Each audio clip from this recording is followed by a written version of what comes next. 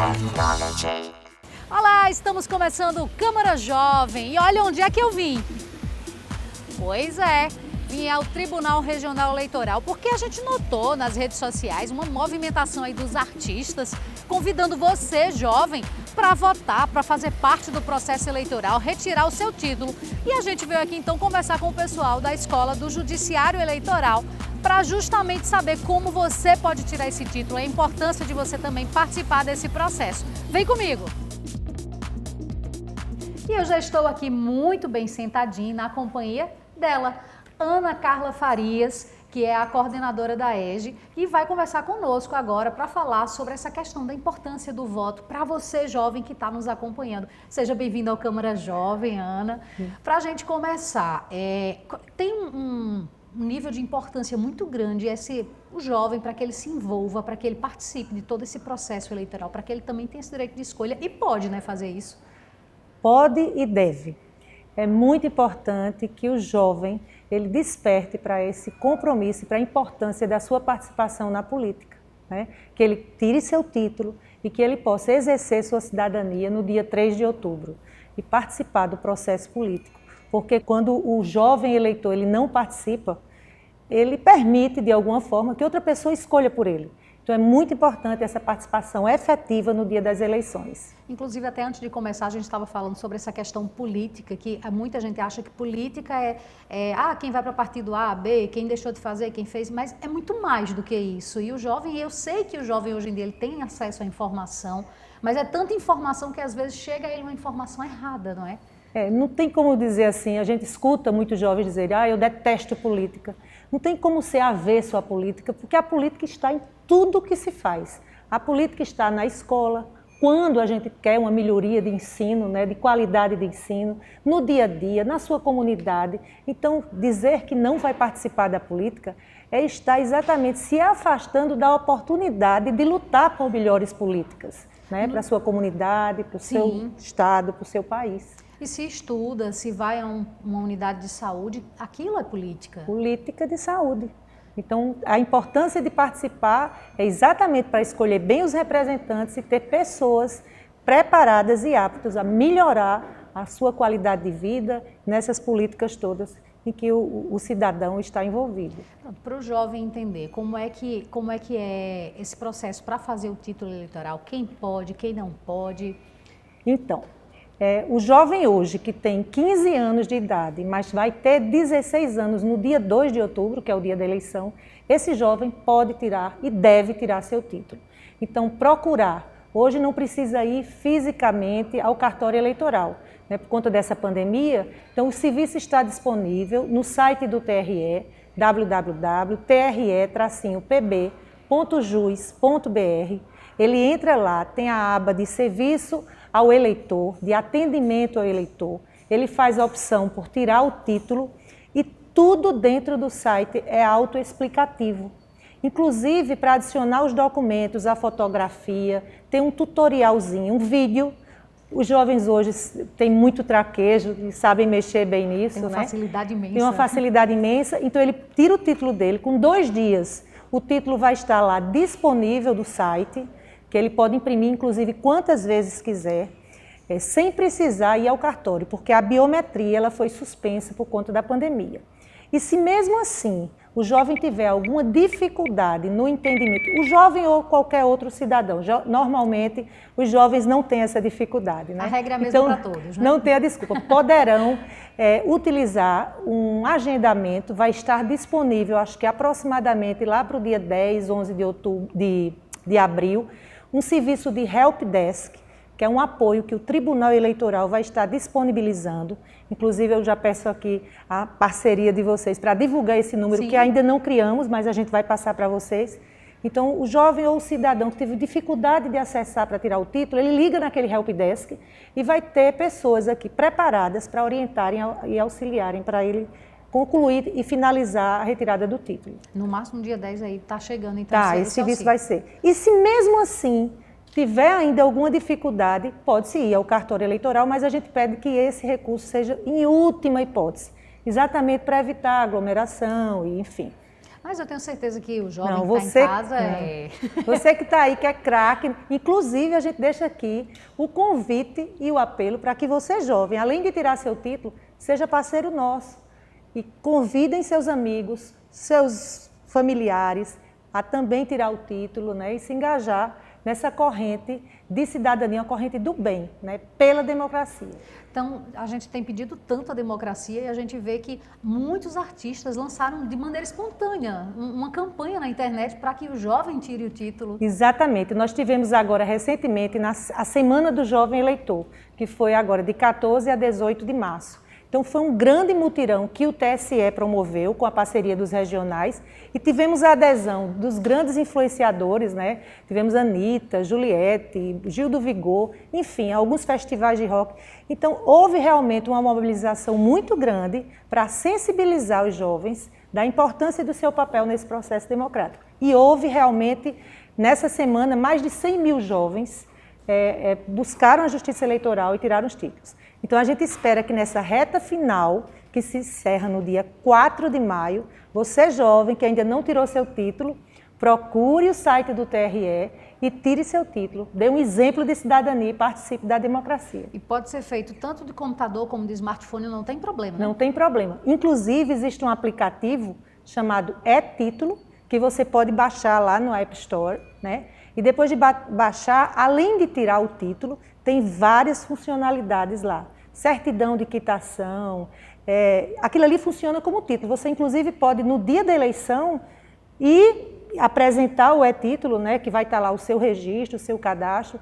Então, é muito simples e, com certeza, os jovens vão curtir muito esse aplicativo. É verdade. Inclusive, quando eu voltei há quase 2 anos atrás, eu fui pelo celular, levei o celular, mostrei lá pelo e-título, pelo aplicativo e funcionou normalmente. Com ele eu votei tranquilamente.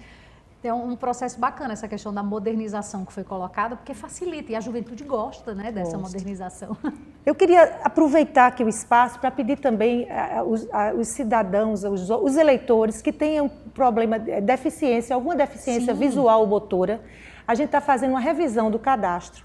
Então, existe também no site do TRE, quando entra lá no serviço ao eleitor, a opção Eu Sou Deficiente, para que ele coloque seus dados. Explique qual é a sua deficiência, porque a Justiça Eleitoral está fazendo um apelo de otimizar as sessões eleitorais desse público. Então, quando ele se manifesta, a gente vai lá, procura a sessão, vê se é um lugar acessível ou não, entra em contato com ele. A intenção é realmente melhorar o acesso desse eleitor. Perfeito. Ana, muito obrigada por esclarecer, por trazer todo esse passo a passo, todo esse processo para o jovem que está em casa poder saber. Eu vou conversar agora, tem outra pessoa também daqui do TRE que vai explicar para a gente as ações, né? Afinal de contas é uma escola que leva informações do trabalho da Justiça Eleitoral aqui no estado, não é? Então eu agradeço aqui o espaço. Aqui eu tenho um hashtag, eu confio na UE, eu confio na urna eletrônica e eu confio que você, jovem, que está nos assistindo, vai participar desse processo de votação. Então, não deixe de tirar seu título e seja parceiro da gente. Eu confio na urna eletrônica. É isso. Obrigada à TV Câmara, né? E a vocês que estão aí nos assistindo. Muito obrigada, Ana. Tá aí, então a gente conversou com a Ana Carla Farias, que é a coordenadora do EJA. Agora a gente vai conversar com o Diogo Barbosa, que vai falar um pouquinho para a gente sobre as ações. Você já sabe como votar, como tirar o seu título, enfim, a gente fez essa explanação para você, mas o TRE não para só por aí. Tem muitas ações justamente explicando nas escolas. É isso, Diogo? Vai à escola, promove ação, vai para vários lugares para mostrar como é que pode participar ativamente desse processo eleitoral? Exatamente, Sueli. Nesse momento em que existe uma grande mobilização nacional, tanto do TSE, como vocês também mencionaram, artistas, digital influencers que têm tentado motivar o jovem para que ele, o quanto antes, entre na vida, né, política do país, o TRE também tem dado a sua contribuição e nós temos, desde o ano passado, trabalhado com diversas escolas da nossa rede municipal de ensino, uma parceria bacana, onde a gente já conseguiu atingir 16 escolas e aproximadamente 580 a 600 alunos. E o que é que vocês fazem nessas ações? Tem sido um momento prazeroso. Cada vez mais eu acho que a gente tem conseguido dialogar melhor com eles, né? Eu acho que quando a gente chega em uma escola, eles pensam que a gente vai levar uma palestra institucional e sempre Daquelas ficam... bem massivas, chatas, Isso. cheias de informação. Eu sei disso porque eles dizem isso ao final. Sim. Mas depois, à medida em que a gente chega e trabalha com música, com literatura, com roda de diálogo, né? Trazendo também a questão da nossa memória institucional. Então vai ficando um momento bastante interessante, de muito aprendizado e de muita reflexão. Essas nossas ações sempre são no sentido de provocar reflexão sobre valores da democracia, da cidadania, combate à desinformação, né, mais conhecida como fake news, e sobre a importância do jovem eleitor, sobre a importância do jovem cidadão participar do processo político e, juntamente conosco, fortalecer a democracia. Vocês também dão a possibilidade deles terem o primeiro contato com a urna, de pegar ali e ver que é bem simples.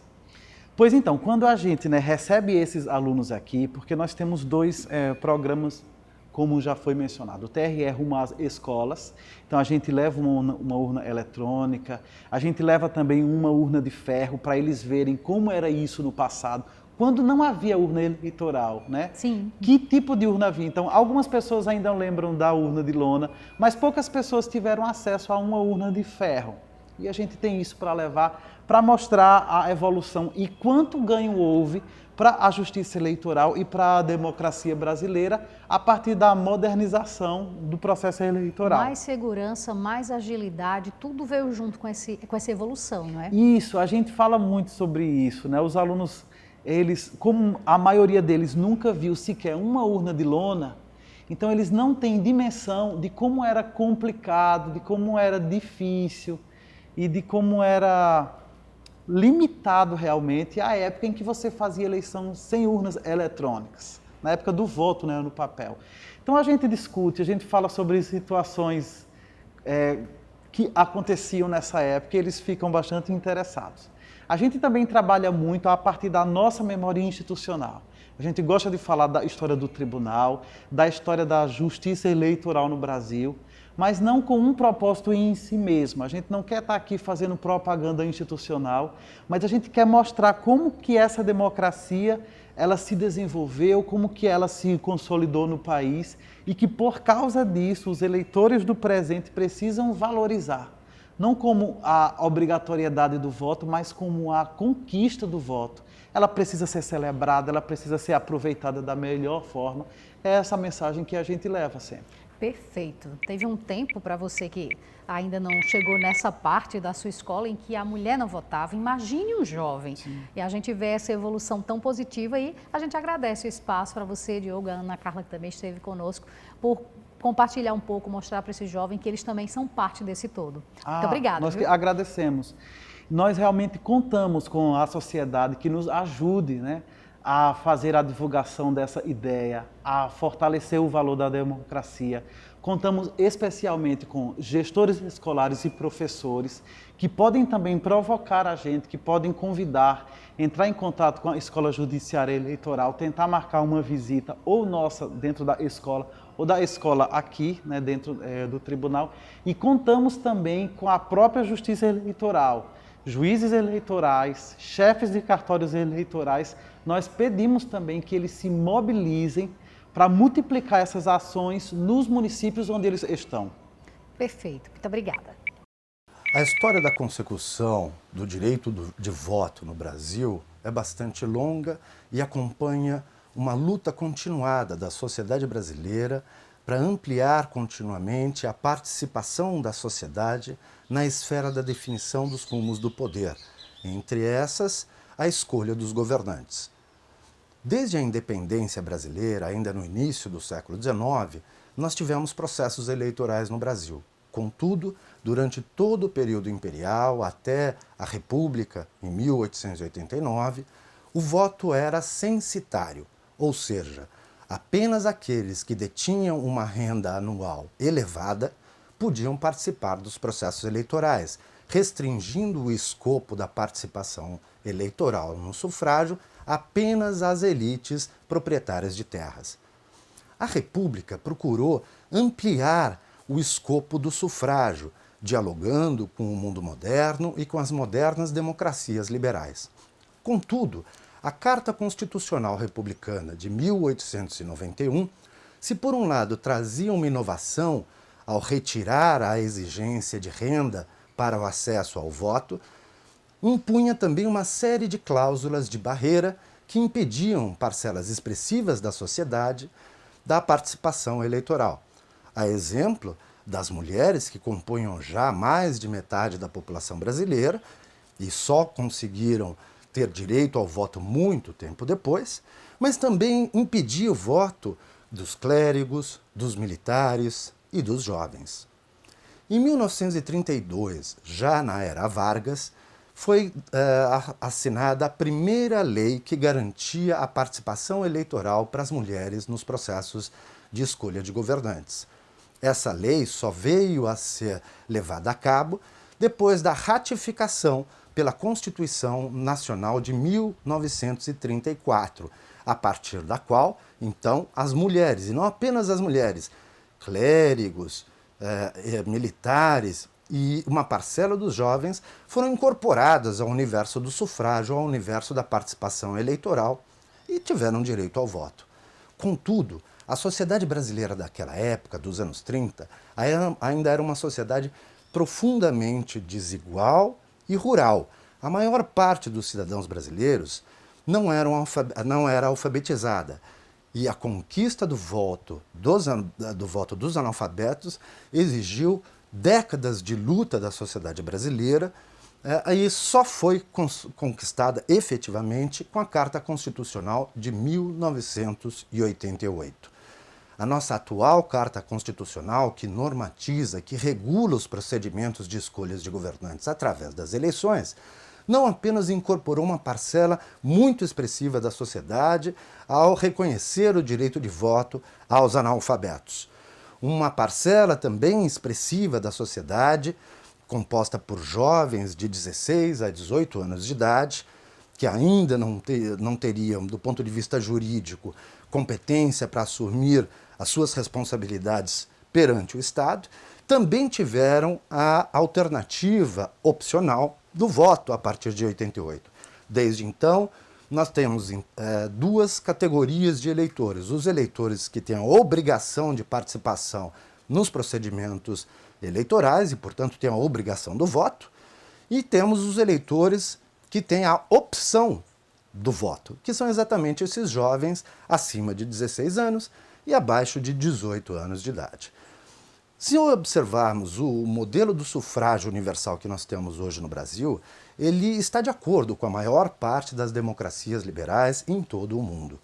Trata-se de um sufrágio muito amplo, que atinge a maior parte da sociedade e permite, então, que a escolha dos governantes seja amparada por uma legitimidade social que faz jus ao princípio constitucional da soberania popular. Contudo, apesar de muitos brasileiros hoje terem acesso às eleições, ao voto e à escolha dos governantes, muitos continuam optando por não participar.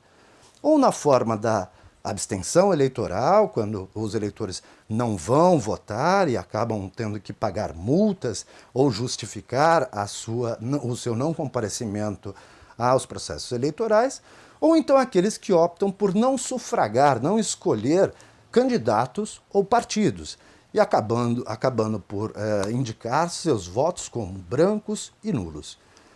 Nas últimas eleições, nós tivemos um número cada vez maior de abstenção eleitoral e de votos brancos e nulos. Isso eiva o conjunto do processo eleitoral de uma distinção entre aquilo que a sociedade soberana gostaria de escolher daquilo que, de fato, é escolhido no processo eleitoral. Por quê? Nas últimas duas eleições, pelo menos, em âmbito nacional, nós tivemos mais de 30% de abstenção eleitoral e de votos brancos e nulos, o que eiva de questionamento o processo eleitoral no que diz respeito à sua legitimidade, porque 1 a cada 3 brasileiros optou ou por não participar do processo eleitoral ou por não sufragar candidatos e partidos. Um outro problema correlato e paralelo que a gente presencia nos últimos anos é uma diminuição continuada do número de eleitores jovens que têm a opção do voto, aqueles entre 16 e 18 anos de idade. Nos últimos pleitos, nós verificamos uma queda continuada de inscritos dentre essa faixa etária nos processos eleitorais. Para votar, se você tem entre 16 e 18 anos, é preciso cadastrar-se junto ao Tribunal Regional Eleitoral para garantir a oportunidade de exercício cidadão do voto. Contudo, muitos jovens, descrentes dos partidos políticos, dos sistemas de representação, estão se afastando da vida política. Isso certamente não é um bom caminho para consertar os problemas que a democracia produz. Nenhuma democracia é perfeita. A democracia é um sistema de governo e um sistema de representação que está permanentemente em aperfeiçoamento. Há momentos de avanços, há momentos de retrocessos.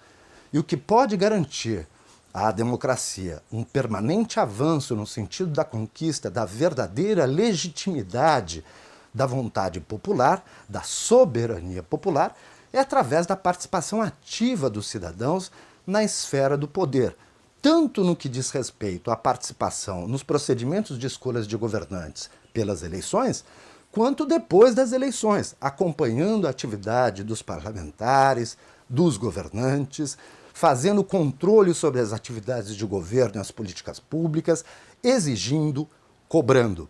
Cidadania, nós temos que entender, não é apenas um ato de escolha de governantes. Cidadania envolve a participação ativa da sociedade na esfera da definição das políticas públicas, do acompanhamento dessas políticas públicas e depois da avaliação dessas políticas públicas, sem o que a sociedade não tem capacidade efetiva de intervir nas formas próprias de exercício do poder. Se o poder é uma representação da soberania popular em uma república democrática, cabe à sociedade, antes que aos políticos, definirem os rumos a serem tomados pelas estruturas de Estado e de governos.